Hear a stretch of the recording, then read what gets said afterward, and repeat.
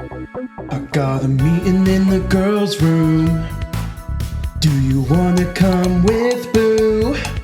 I got a meeting in the girls' room. Do you wanna come with, boo? Ooh, do you wanna come with? Hello, listener! My name is David McKeever. Welcome to the Do You Want to Come With podcast. I'm your gracious host, and I'm very excited to get into it today. Before I begin, I'd like to give a quick content warning for racism, sexism, homophobia, transphobia, dysphoria, ableism, sexual harassment and assault, explicit mentions of eating disorders and body dysmorphia, sex, drugs, alcohol, bathroom stuff, and swearing as well. Listen at your own discretion. So, the public bathroom, a place of necessity. We need a place to go to relieve ourselves, to check in with our bodies, to clean ourselves up. It's a mundane place where we operate automatically and we follow the conventions of the space accordingly, right? For much of my life, I didn't interrogate the bathroom. Like I just said, it seems like a mundane place where we just go to do our business. And for, all intents and purposes, it pretty much is. For most of my life, I identified as a gay man. I have been close to women for that entire time, and my closest friends are women. So as I started to understand myself as a genderqueer person who feels womanhood much more deeply than manhood, I began to really interrogate gender in my life, in all forms. So first off, this project is born from my reflections on the feelings I get when my close women friends go to the bathroom together. It always begins with a simple question and seems to hold some mystery that I've never been able to really uncover. I've never answered yes to their question because I know the gendering of the space keeps people out who are like me. So when my girls ask, do you want to come with, when they go to the bathroom, I wish I could say yes. I would love to experience whatever goes on in the girls' bathroom, but ultimately I can't, not without navigating a deeply gendered space. Using the men's room feels painful to me, and I can't enter the women's bathroom without an invitation, so I often find myself having to misgender myself just to use the bathroom. If I enter the women's bathroom alone, I might have to navigate micro or macroaggressions from those in that space. So really, the bathroom overall is just a place where I can't ignore gender. And I feel like something is going on in the women's bathroom that doesn't happen in the men's room. Like I just said, I have to use the men's bathroom if I want to relieve myself, but that's not the totality of what I imagine the bathroom to be. I've always imagined the girls' bathroom. I've been in community with girls all my life, and I am one of the girls, for all intents and purposes and feelings and experiences and fantasies and such.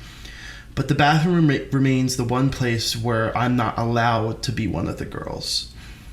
I've always imagined it as a safe haven of sorts. It's clean, pristine, smells like roses. Girls get to gossip and share and get to know each other more deeply, talking about romance and bodies and feelings and life and what have you.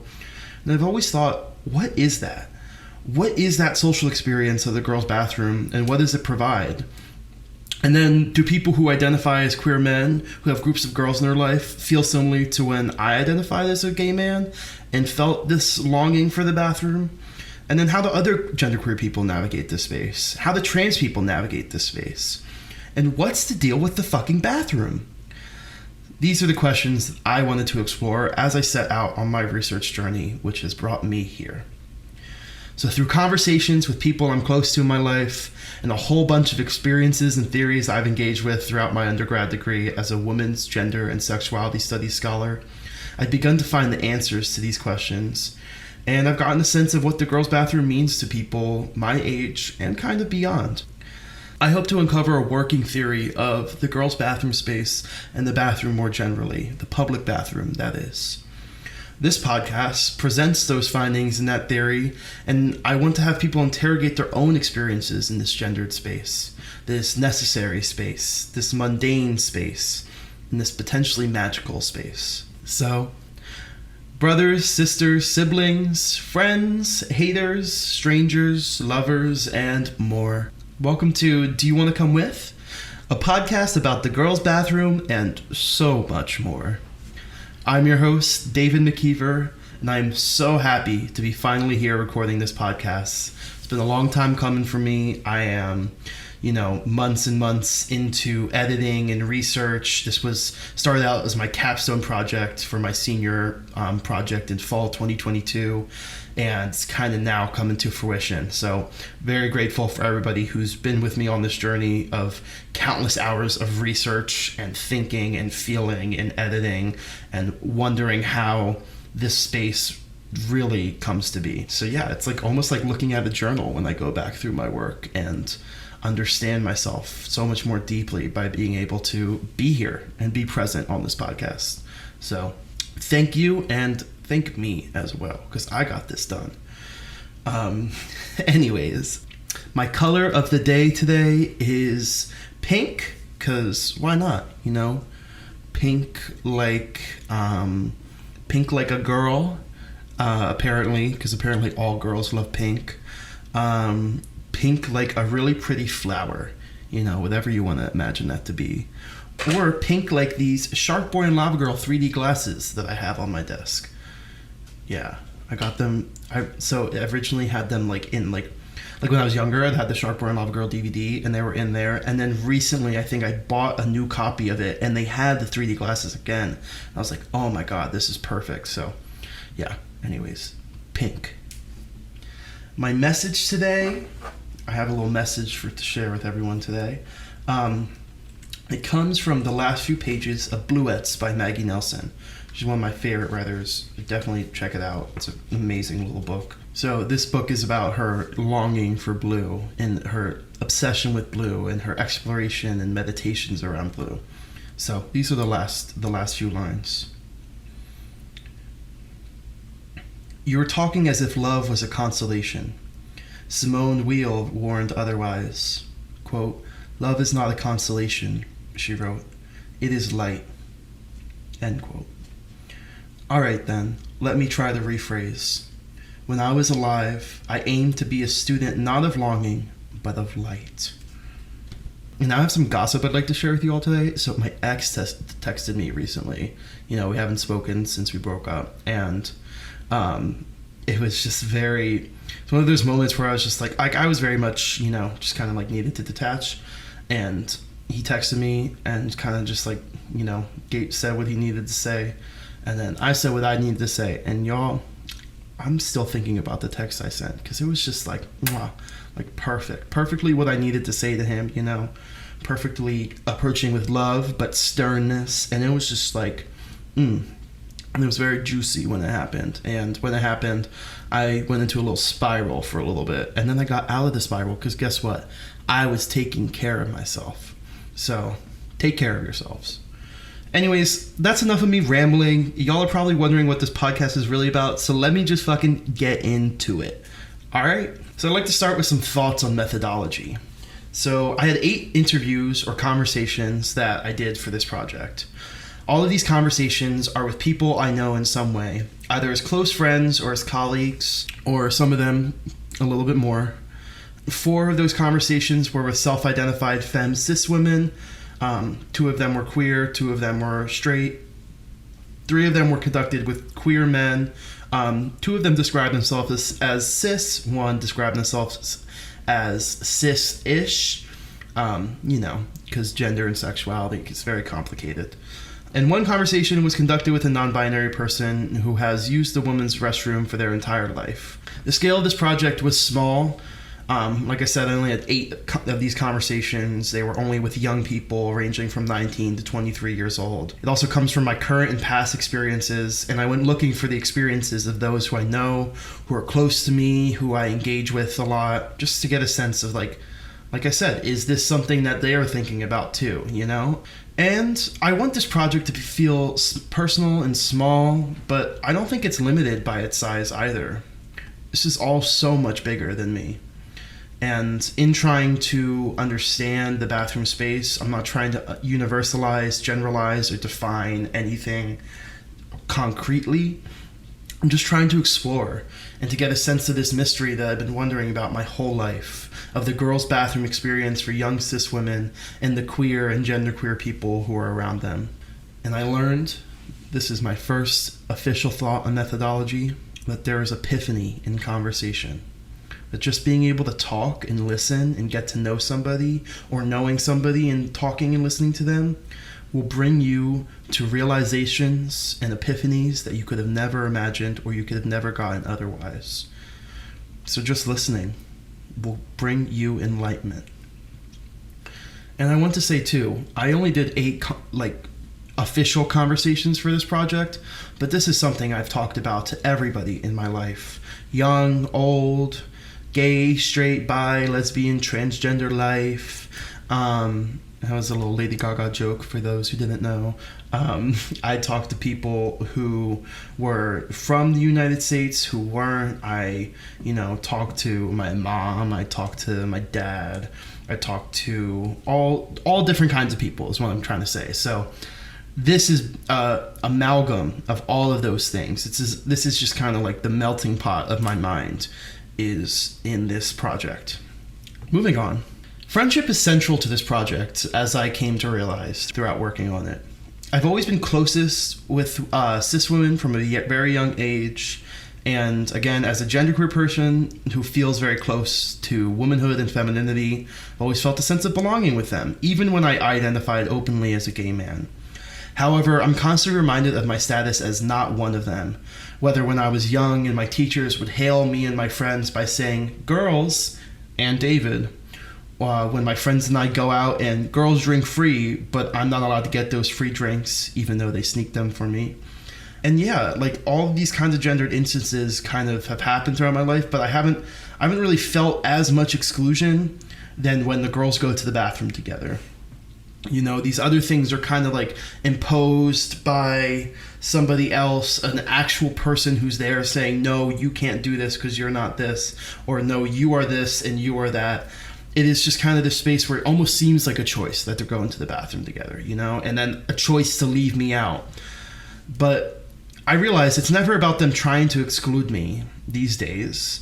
It's much more so about the workings of power and the social dynamics that surround us. We are constantly monitored, categorized, and judged accordingly by the state, its institutions, and those who follow them. Sometimes this happens in the community of people around us, which is why it is so utterly important to find friendship and familiarity with those who are able to just be with you and those who truly feel you. This is why friendship is central to my project, because in looking at the social experience of the girls' bathroom and its exclusion based on gender, I'm not trying to judge those who find themselves in similar positions. I'm just trying to share, as I would with my cis girlfriends, that the social experience, as much as it feels fun or welcoming, or like there might be some sense of community amongst girls in the bathroom, is ultimately based on essentialist understandings of gender that leave out those that they might care about. I sought out familiarity with my conversationalists for a reason. These conversations were heightened by our existing relationship. Most of the cis women I talk to are people who I've gone through the world with, waiting for them while they're using the bathroom and I'm outside. They understand my experiences and I understand theirs. By knowing each other like this, we were able to really listen to each other and get to the root of what is really going on. A few of my conversations were with people I'm less familiar with, and they ended up being a little shorter. But the relationship we did have allowed for such rich development and thinking.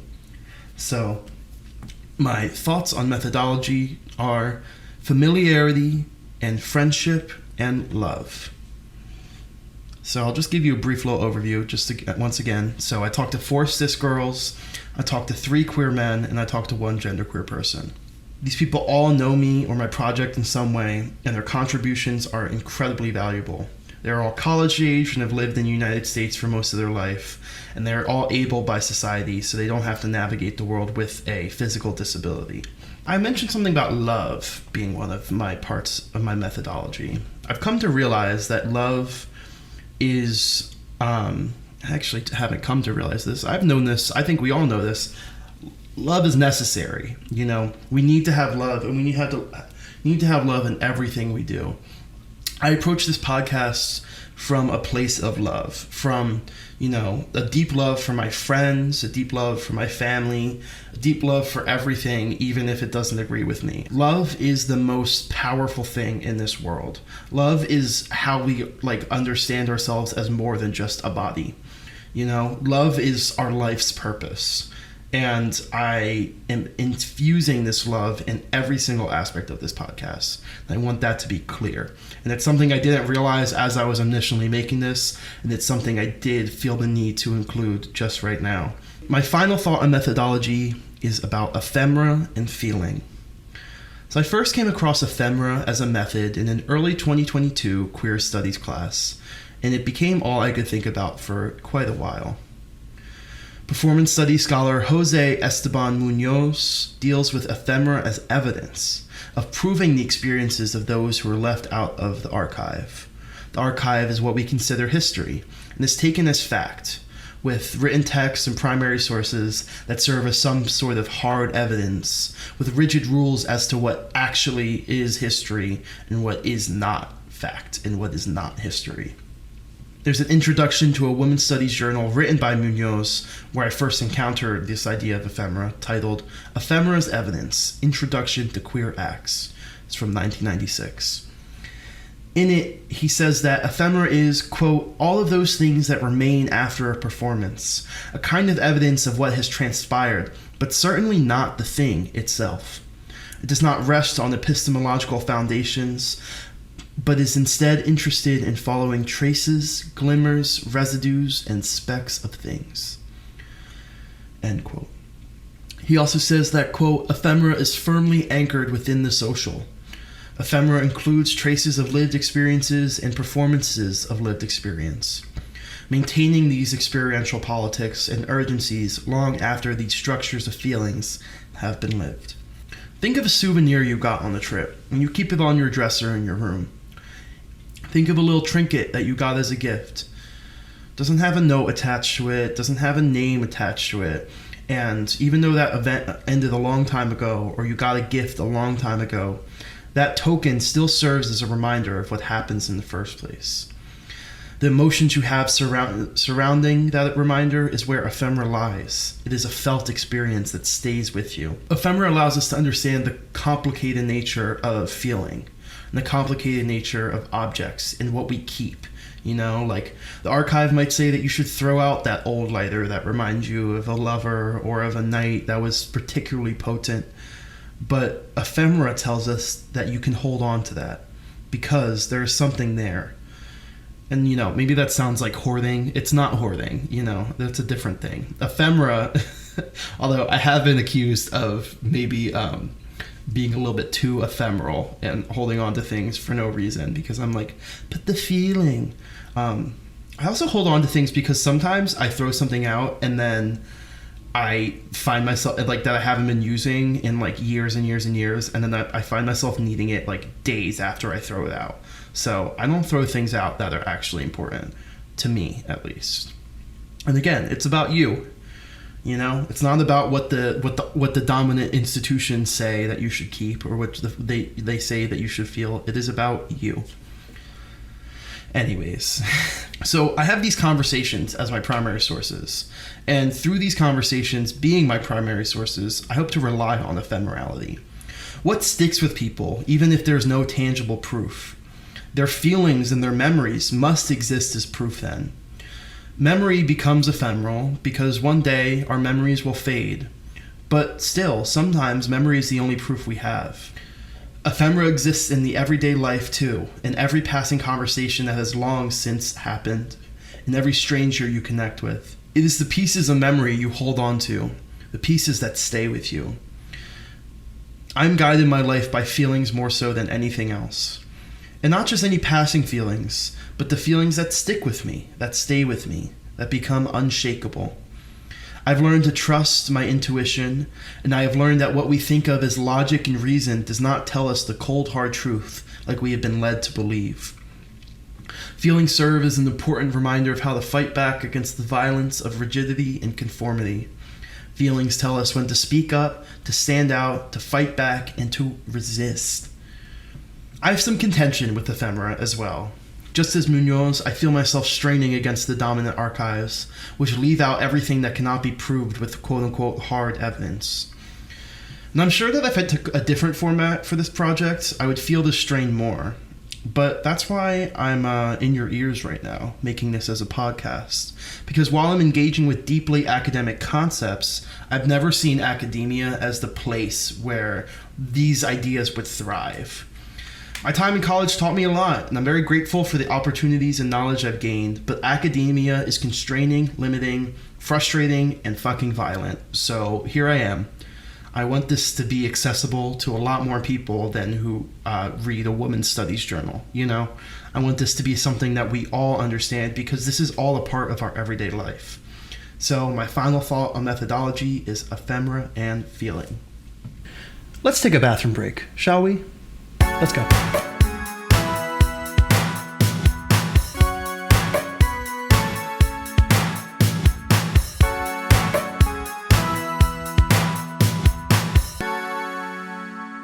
Welcome back from the bathroom. Let's talk about gender.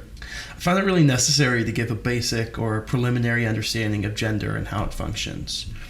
Gender is a performance, as frequently noted by gender theorist Judith Butler, and it's constantly being done. She's not the only one who has noticed this too. Gender is done differently by everyone, and it is directly constructed through other people's identities. Gender is highly performative, and through that performativity, gender is made malleable, taking the shape of the spaces it has been in and the bodies it exists in. Gender changes and grows each time it is performed, and also changes that space that it's performed in.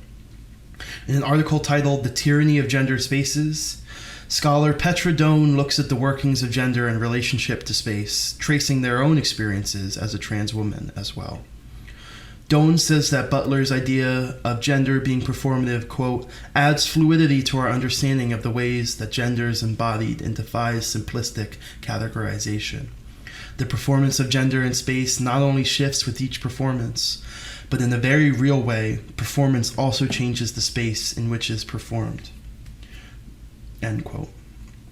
Gender is not the fixed and static thing that we have been led to believe it is. People perform gender differently. Space has changed how gender is learned. There's no one way of doing gender, regardless of what we've been taught to believe. There's no one way to be a man or woman, a non-binary person, a trans person, an agender person. There's no one way to do gender.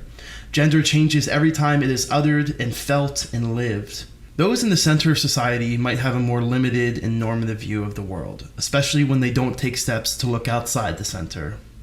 Then we can understand how those in the center might embody gender differently, with more limits and restrictions. They might embody a normative gender, or gender presentation, which grants them access to an in-group, to the center.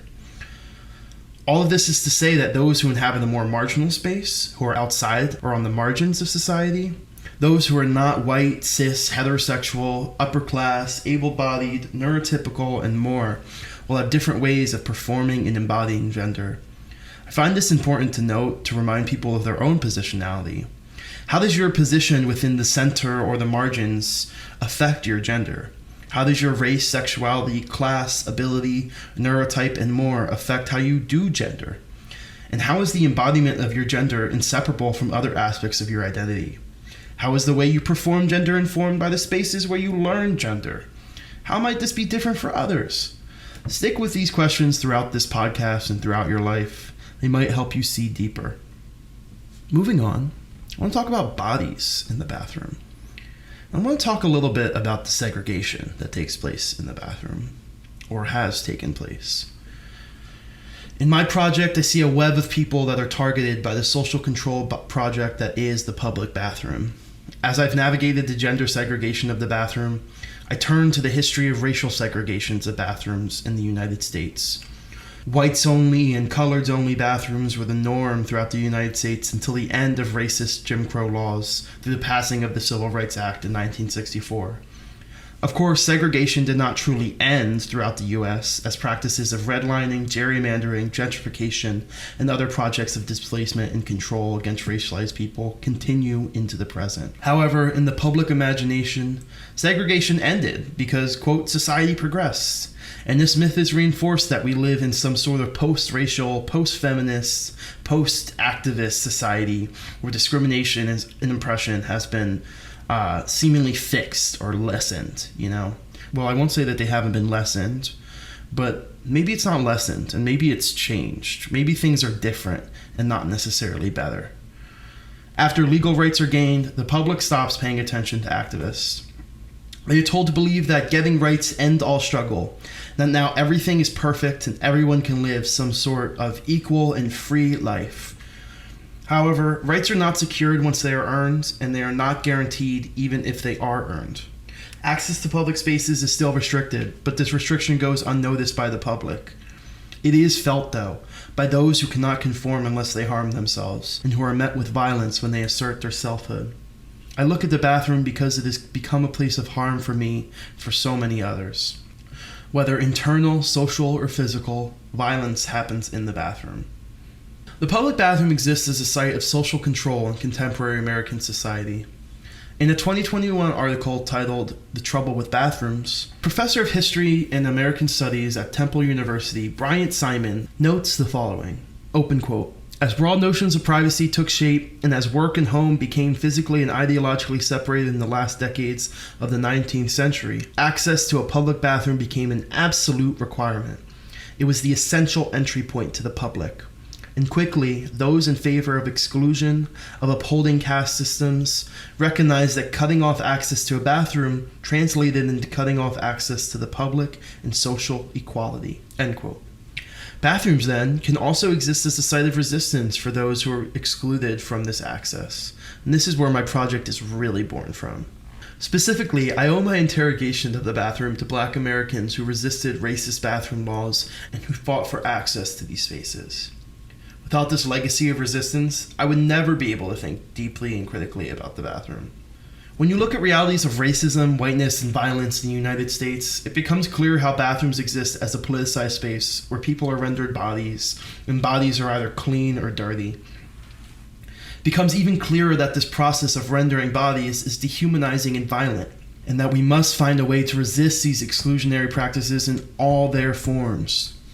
I find Simon's article really interesting because he traces the history of the bathroom in the context of a World War II era Western Electric factory and their workers.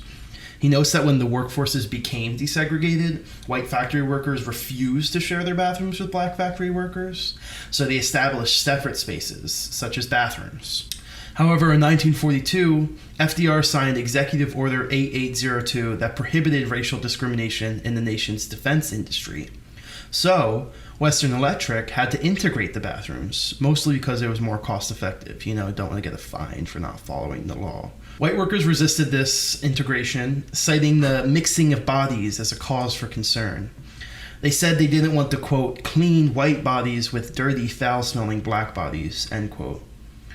As a power structure, whiteness enforces its own purity and sanctity while assuming and projecting a fear of danger and dirt onto non-white people.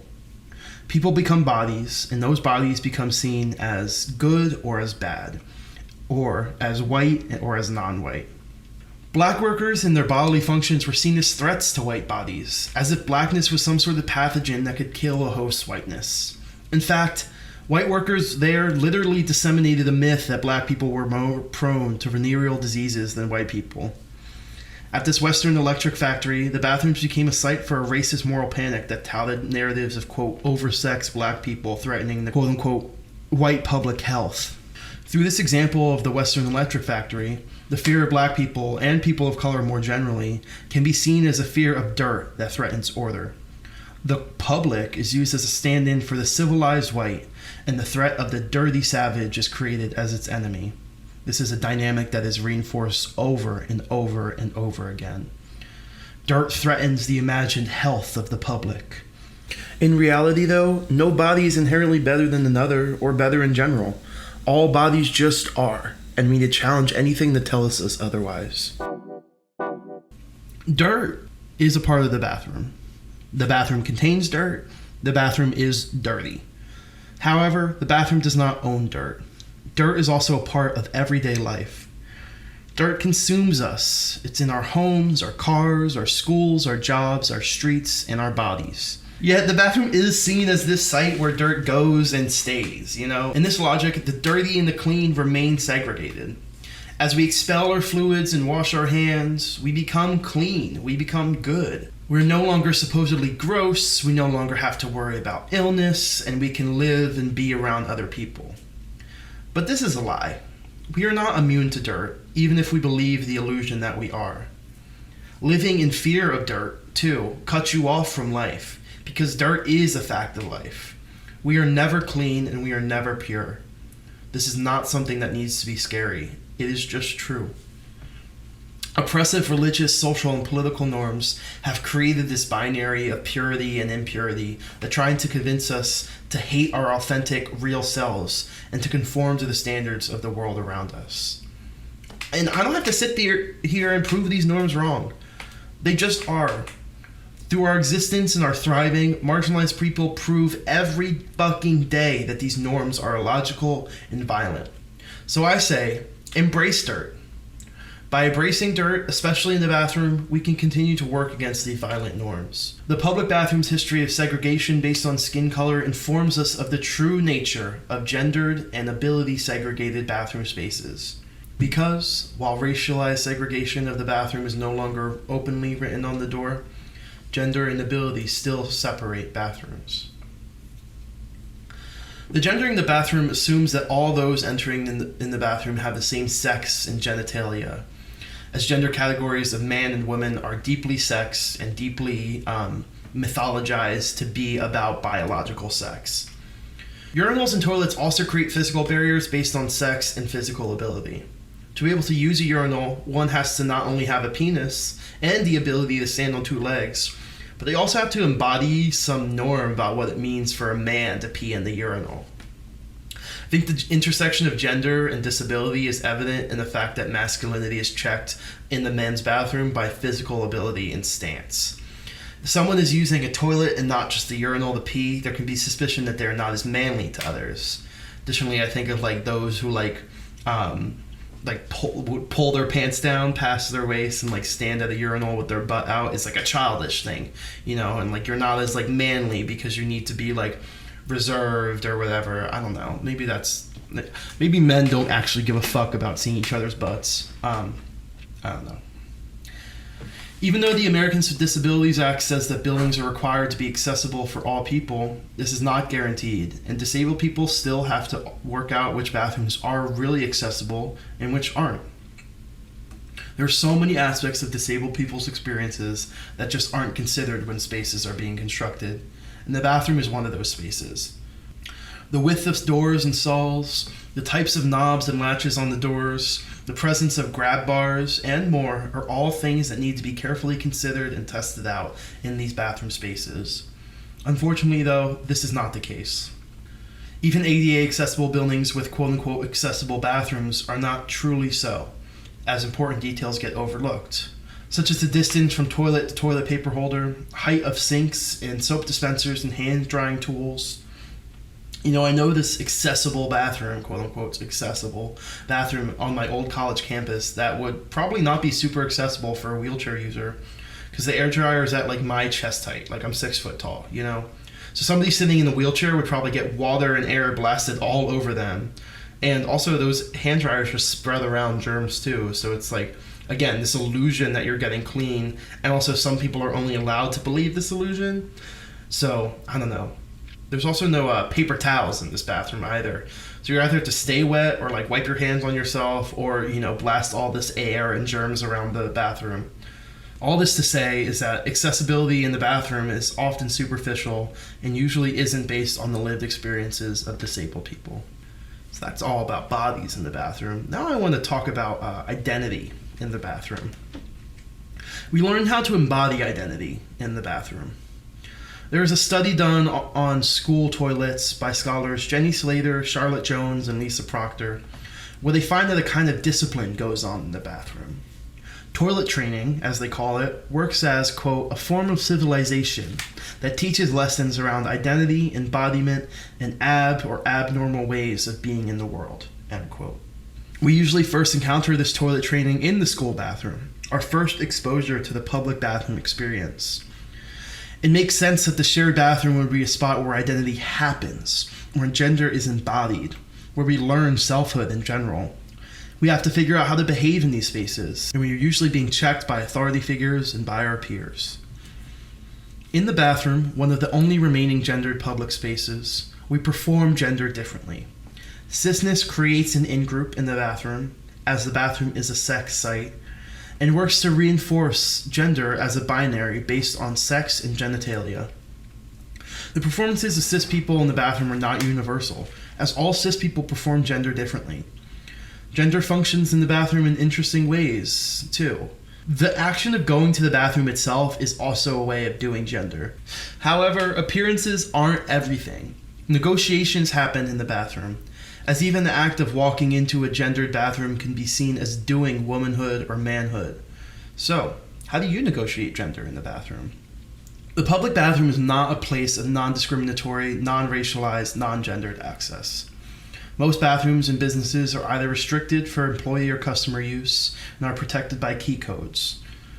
Brian Simon, whose article I mentioned earlier, also points to an incident that occurred a few years back in Philly in 2018. Simon's recount is as follows. Quote, 2 black men waited for a white colleague at a Starbucks in downtown Philadelphia. One of them asked a white worker to use the bathroom and was told no, unless they ordered something. Still, the 2 black men continued to wait in the store. The police were called, and soon heavily armed officers walked into the coffee shop and arrested the 2 black men for trespassing. Other customers filmed the incident and sent out messages and video clips over social media. As they did, they revealed that the United States still had a bathroom problem and that the color line still existed when it came to bodies and public inclusiveness. But really, it made clear that the toilet and access to a toilet was about privileges that some were not willing to give up without a fight. End quote. This incident really shows us how public bathrooms become a space where the state can enact exclusion and violence against black people. Public bathrooms and access to them remain gatekept by the state based on these rigid identity categories. So, from here, we can start to think more deeply about gender in the bathroom. So before I start to wrap up, I want to share the book of the week that I have for you all. So every week I'll have a different book that made up a different aspect of my project or of my knowledge, and I want to share some thoughts about them with you as I take you on this journey. So the book of the week this week is Toilet: Public Restrooms and the Politics of Sharing, edited by Harvey Molach and Laura Naren. This it's kind of an anthology of different articles or stories or essays written by different people, mostly scholarly, mostly dealing with different aspects of the bathroom and how, the politics of sharing come into it. And it was it was one of the first sources I encountered of there are people who've talked about the bathroom before. And it helped me get a really good idea about, dirt and order and bodies in the bathroom and just the bathroom, what it is more generally. So it's a very important book for me, and also just a really great kind of thing that exists. I'm very happy that people are talking about the bathroom and have been for many, many years. I'm not alone in this. I'm not crazy either. I'm not crazy. I don't really know what that was. Anyways. Yeah, but book of the week, Toilet: Public Restrooms and the Politics of Sharing. Over the course of the next few episodes, you'll hear my findings from the conversations I had, along with an engagement of many different scholarly works. In my next episode, I'll talk about the women's bathroom experience. In the third episode, I'll discuss queer male and genderqueer experiences in the girls' bathroom or regarding the girls' bathroom. In the fourth episode, I'll present my working theory of the bathroom. Finally, my fifth episode will serve as kind of a season finale. It's kind of a reflection on the self, on this project, on the bathroom, and on where we go from here. Throughout all of it, I try to cover as much ground as possible because I want to try and give y'all lots to think about and to feel through. If you have any questions, comments, concerns you'd like to share with me, please email them to doyouwannacomewith@gmail.com. That's doyouwannacomewith@gmail.com. Now, don't come in my inbox asking me stuff you could learn on the internet or from a book or from life, Think deeply and critically about your questions for me. Also, I'm not looking for critiques on my work either. This is my work. I put a lot of effort into it, and I'm chilling, This is not critique hour. Follow me at David McKeever on Instagram, and follow the Do You Wanna Instagram as well, at Do You Wanna Pod. That's at Do You Wanna Pod, Pod. Until we go to the bathroom together again, I'm David McKeever, and this is season 1 of Do You Wanna Come With? Thanks for listening. Bye.